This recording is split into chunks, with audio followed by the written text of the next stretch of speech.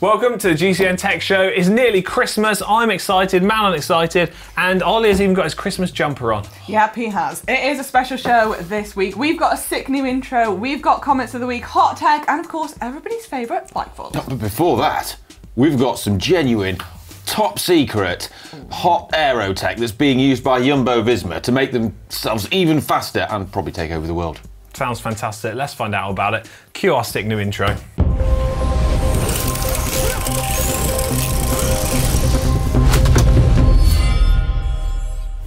Right, no poll this week, but I have got some good news to announce because I've got the competition winner of our Reynolds competition from a few weeks ago.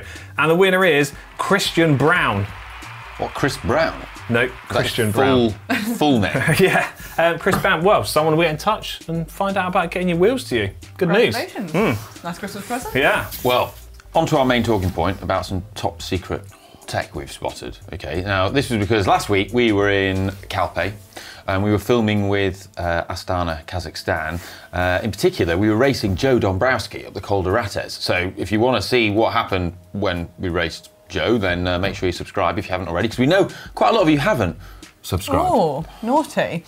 Anyway, for those of you who don't know, 90% of the World Tour teams will have their training camps in the Calpe region. The only teams who weren't there this year were Bora and Ineos, and they were in Mallorca. Yeah, but what happened was we were there filming with Astana, and as we were doing so, our cameraman, Nick, managed to pap this image, Sneaky Nick! Of a Jumbo-Visma moto that drove past and stopped at a junction nearby us, fitted with this huge sensor array gadget on the front. So it's a Yamaha trike I've seen from the image. Yeah. And yeah, what we're going to speculate that Aero's sensor equipment is very similar to what's used in Formula 1, which is an Aero rake.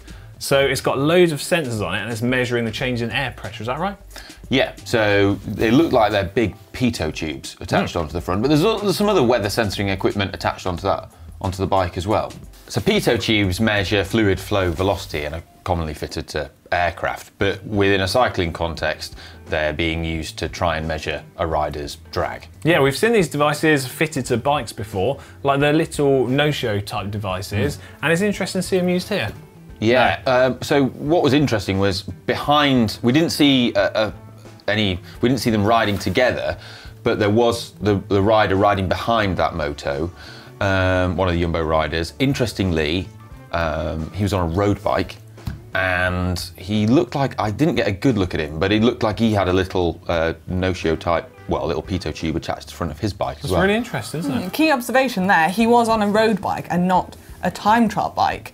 And that's really interesting because when they do aero testing, normally all the focus is kind of on the time trial bikes, and a lot of teams don't have the resources to do it on the road bikes. Yeah, so that's very interesting. They just focus on what their limited resources can do. Yeah. So the Garmin slipstream testing found that there was a huge aero advantage to be had by riding in that aerodynamic hoods position, which we kind of all know and are familiar with today. But back then, the thought process behind it was that if you wanted to get aero, well, you simply just rode in the drops. Yeah. What do we actually think they were testing then? Well, like I say, it's quite hard to say because we didn't actually observe the testing thing, just the pull up at a junction. But I mean, you could speculate that they might be using the bike with all of its big sensor array and aero rake on it to sort of go down the road and gather all the atmospheric wind and aero data that's happening there, and then they later combine or fuse that with the power and speed data from the rider's bike, and perhaps the moto drives down the road at a distance from the rider where the rider's not getting an aerodynamic benefit from it. And then maybe they would be using, this is pure guess on my part, but maybe they use the bike with the big aero sensors on because that's not then changing the aerodynamics of the rider by putting sensors all over their bike, and then the sensors that you can fit to the big moto are going to be, well, far more accurate, you know, far bigger, and you just couldn't really fit those to a bike. You can't ride a bike around with that thing on the front, can you? No. I mean, the other thing that crossed our mind, maybe they could be potentially looking at drafting, like the, that's a good point, actually. They could be looking at the impact of drafting on certain riders because, as we know from our recent video, you know, motos can simulate like the drafting of. So could be looking at all sorts of certain things, positioning within larger groups, maybe how to ride more efficiently in breakaways. There's loads of stuff we could guess on, isn't there? Yeah. So most other World Tour teams, I mean, this is like the first team that we've seen with anything like this, but most of the teams, they'd maybe like get on the velodrome, do some aero testing on their time trial bikes, or maybe just on turbo trainers. Is that kind of what they'd usually Yeah, and wind usually tunnels. do? Wind Yeah. tunnels and on indoor velodromes.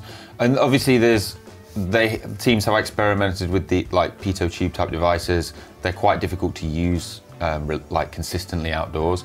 But if you can test outdoors reliably and get good data, it's difficult to do because there's so many more variables. But if you can do that, there's huge value in it, because you always get sort of armchair aerodynamicists criticising aero claims made by brands because they always say it's not the real world, and you're right, like it isn't. So if you can test in the real world, great, but it is just difficult to do because it's like, well, it's basically not a lab, is it? It's outdoors, there's so many more variables, it's so hard to control them.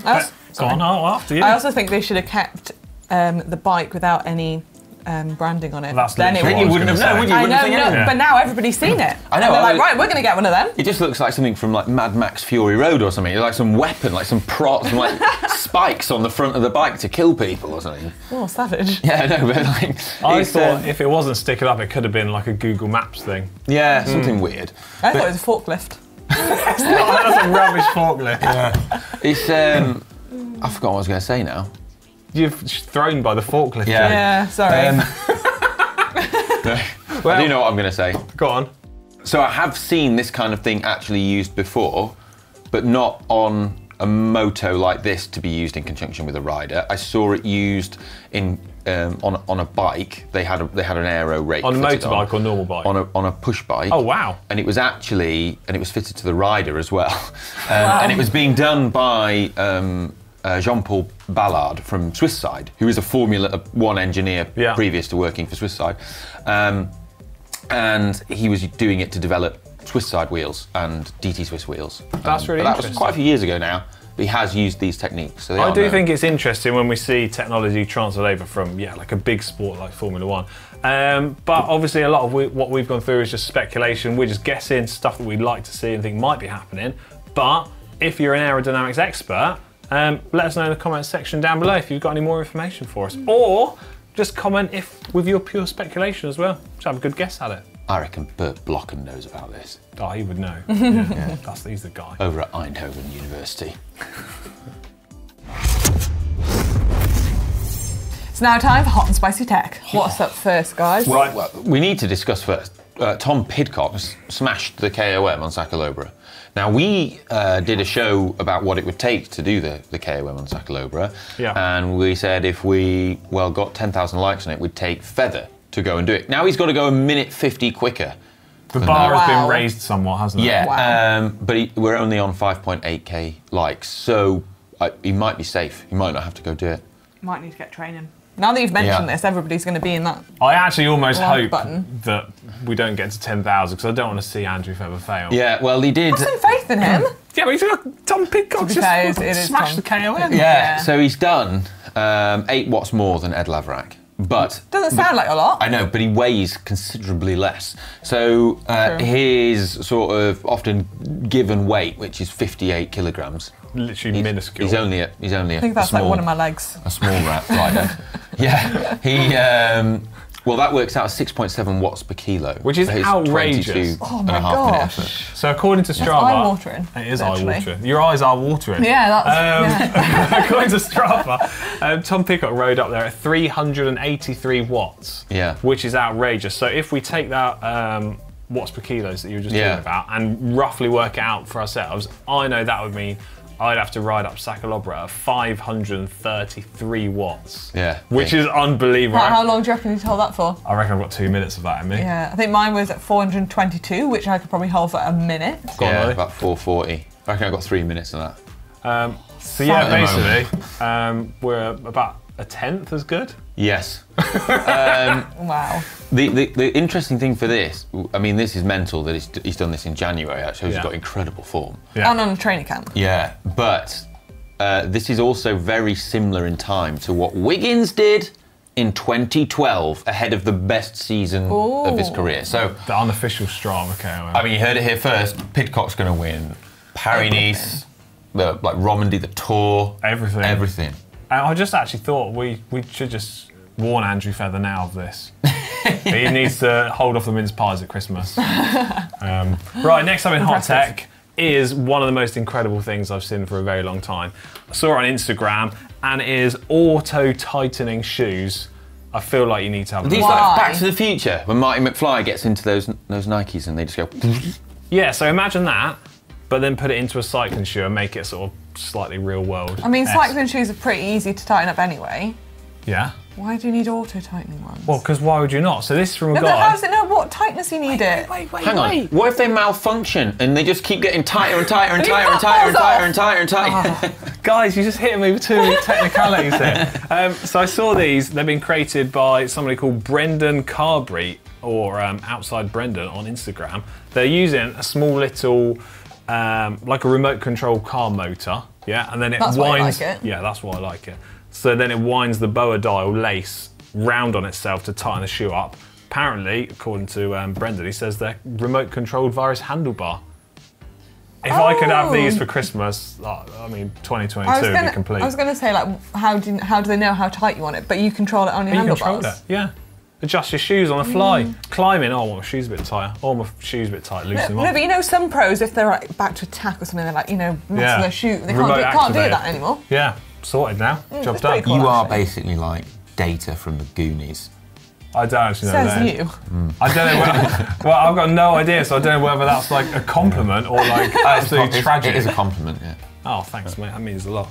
Next up in Hot Tech, we've got some disco bar and plugs from Mock-Off. These are fancy anodised bar and plugs, as the name suggests. There's not actually any disco involved, but there are a good selection of colours to choose from. Machined out of aluminium, little rubber grommet, Allen key in there, boom, bar ends, jazzed up. That sounds cool. like a bit of you. That is a little bit of me. Yeah, I like that. That's coming to your bar next. Do you want to know the price of these things? How much? Might as well tell you. $19.99 in pounds, $24.99 in dollars, $19.99 in euros. Oh, not bad. Cool. It's Christmas, right? Yeah. Well, we've got the tinsel out. Get your Christmas jumper on. Zwift Festive 500. Yeah. It's happening. Are you going to do 500k over Christmas? Well, this is it. So if it's a You challenge, do that in a day, Ollie. I don't think I have. I think the biggest I've ridden in a single day is 380 something. How far did you ride, either on the ride that you did with Ollie or you did your two the big biggest gravel rides ever this year? I did, yeah. 229k or something. We just did a couple of those, job done. Yeah, two of them, yeah. And Strada Bianchi. Yeah. That's what, 186? 186, yeah. You get it done in a few days. I mean, no. So you got from Christmas Eve through to... Oh wait, I thought you had a whole month. No, you've got from Christmas Eve through to New Year's Eve. Yeah. To ride... So what's 500k, that? To ride 500k. Yeah. So it's more than a week. Wait, on Zwift? Well, you can do it on like outdoors or indoors. Zwift, but previously the Festive 500 had to be all outdoors. But it's good that you can do it indoors because the weather's going to be terrible. Rubbish. I do loads more riding indoors. I'm a fair weather rider now. Outside. Yeah. Too cold. Yeah. All right, cool. Right, that's Hot Tech wrapped up. Comments of the week. We all might have snacks of the week, have we, this week? We have. We've got snacks. This is a special show. First up. Oh, Get it. We've got some Jingling. beer. Well, careful. Are you treating us, Ollie? Yeah. Well, no, these. It's Orbea beer. Orbea sent us some beers. Pale ale. Ooh. I actually... I've got the Welsh ale. have you actually? What a coincidence. How do you know it's Terra Welsh? Gravel Welsh. Oh, it ale. does. I've got Wild, pale ale. Beyond Your Power Supercharged ale. What's that, your life motto? Yeah. Wild beyond your power. There you go. They made nice Christmas presents, haven't they? They will. Some cheeky very ale. much. Thanks for that. Very nice. We've also... Snacks as well? Yeah, we check this out. Beer, not snacks. The beer, not snacks. Beer doesn't count as snacks, does it? Line these up. Lubrication. We've got For your cake. GCN Super Star Baker. Star Baker. Yeah. Stethoscopes. Right. She made us a Christmas cake last year. She did, it's delicious. She's made us a Christmas cake this year. You need to undo this bit of tape as well. I've not opened this yet, so I don't know what's inside. Go on, I'll hold this edge. Could be anything. It could be anything. We can't get in it yet. Look at that. Oh. That looks delightful. So apparently, right, it is chocolate and ginger. I've been Oh, it reliably smells. informed. Oh, that smells gingery. But it's also got some booze in it. But this is because we gave feedback and we said we love great Christmas cake, but I'm not a fan of traditional Christmas cake. You gave feedback. Yeah. I don't like fruity Christmas cake. Ollie gave feedback on the behalf of everyone and asked for the cake that he liked. Chocolate's better. That's how it's going down. There you go. Wow. Snacks. Can we try some? Yeah. Got plates and everything. Plates. We wish you a Merry Christmas. We wish you a Merry Christmas. Chocolate and ginger. Well, I think that's what it is. I might have got that wrong. Serve some up then. Thanks. Lovely. Not too much. Got a festive 500 coming up. Yeah, you need to fuel. I love the glitter on it. Don't you? That's not even your bit. You're stealing Ooh. some bits that's not yours. Oh, I'm excited about this. There you go. Get involved. Thank you. Oh, thanks.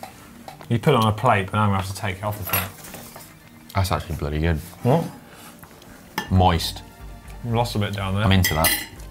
Ollie. What? Quite lovely. Oh, Good, love isn't it? that. Edible glitter. Oh, it's good, that. Cheers. Yeah, Merry Christmas. More snacks next Christmas. Okay, right, about to put the snacks away because, I don't know, we don't I want was to eating ruin too our much. Christmas dinner. Mother Bridgewood would tell us all off if we don't eat our dinner tonight. Which means it's now time for comments of the week. Manon, you haven't been here for a few weeks. Do you want to sing a jingle? Oh, yeah, come on. Yeah, go on. It's God, Christmas. I'm pressure. Comments of the week. Are you Charlotte Church? I like to think more Catherine Jenkins, but First comment this week is from Gareth Jones. Gareth Jones. Bike you know him? Vault. I do know Gareth Jones actually. This one, I mean, it could very well could be. with 23 eyes, is icon for YouTube. Who knows? Bike Vault is legit the best TV show of 2022 with that little emoji.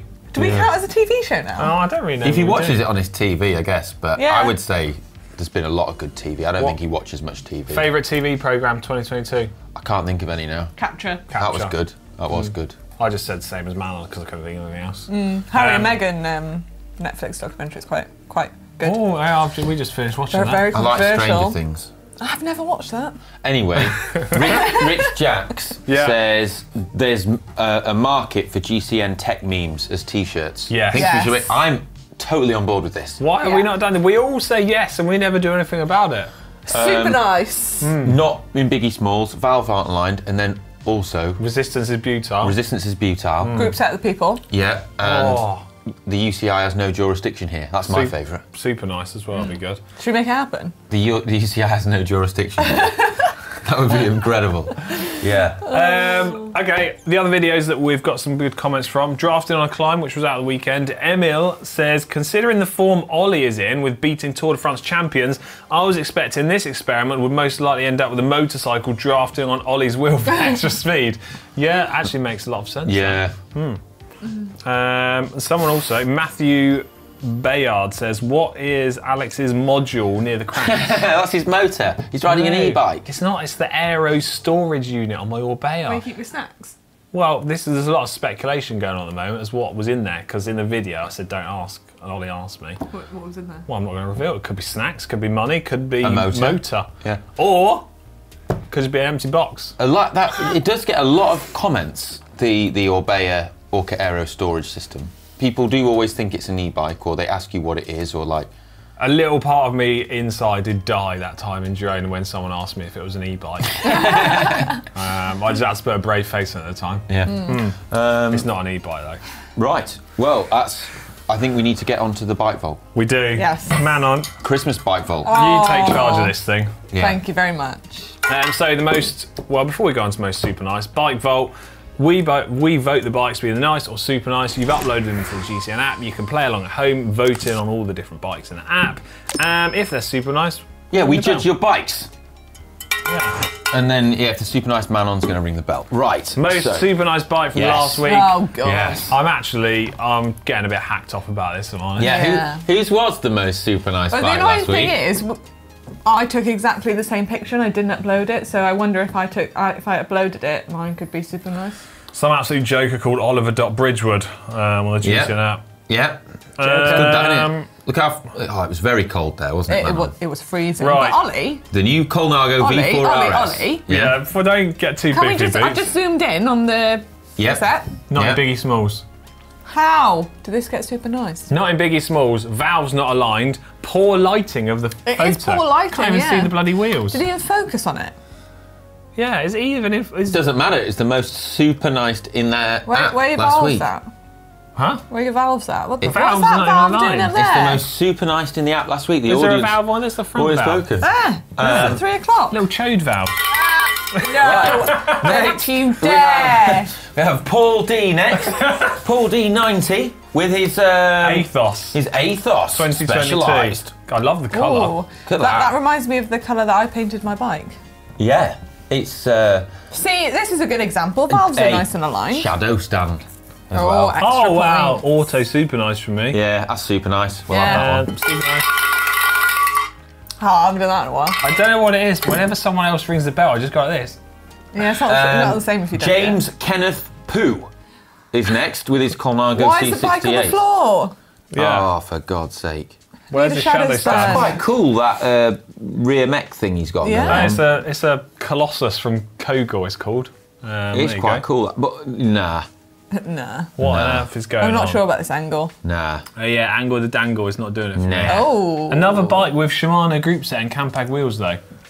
Okay, sorry, you've skipped ahead. Sorry, have I've just, I was just... you? Who's this from? Fluger. I didn't actually look. 191. Oh, Lapierre Air Code. Limited edition colour scheme. Cella Italia Flight on there. It's someone with an older saddle preference. I mean, this is ticking all the boxes. Very, very long valve on the front. Just in case. Oh, super long. That is a long boy.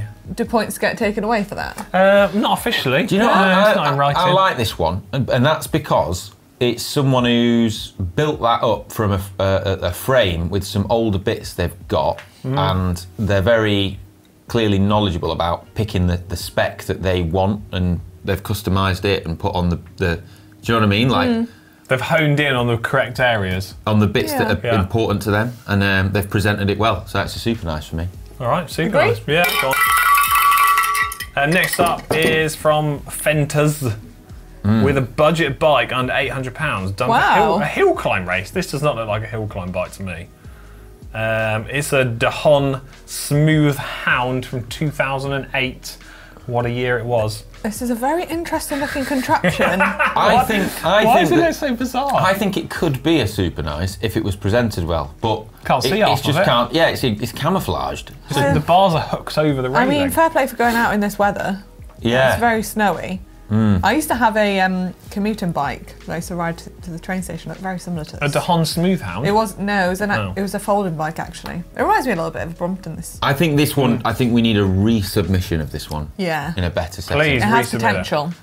Are we going to PJ abstain Petrie. from voting? Yeah. Okay, yeah. PJ Petrie. Oh wow, This thing's incredible. Wow. wow. Do we still A fist pump? Cipollini. Yeah, go on. Ow. Why so aggressive? I wasn't. And is that a gold cassette as well? Gold cassette, Wow. gold chain, gold bits This on looks- the wheels. Gold everything. This looks too good to be true. This. Shadow stand as Shadow well, guys. stand as Wait, well. where- There's a shadow You stand. can't even see it. It's that It's good. a shadow, that's why. That's the thing. Yeah.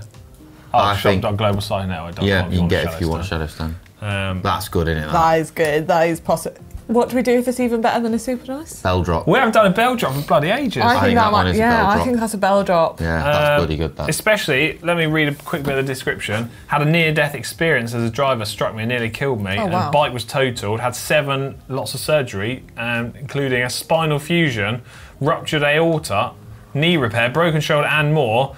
And so then basically they've splashed out on their dream bike. Everything that they Fair could ever play. want. Wow. Well, You glad to deserve hear that. you've got better and fair one. Go on, bell drop, I think. Yeah. Go on, go for it. I'm scared. Ah! Oh, that was harsh. That's the dent in the floor. I think you've Glenn will broken not the be bell. happy. Right, that is wrapping up the bike vault. Finish on a high pre-Christmas. Yeah. Rate that. Have I've a had great Christmas, time. everybody. And yeah, What's your favourite thing to eat? I'm going to have a great Christmas. You having a good Christmas? Yeah, what's your favourite thing to eat at Christmas? Venison. Alex? Chocolate. Chocolate. Yeah, you? Pigs and blankets. Oh, I'm vegetarian now.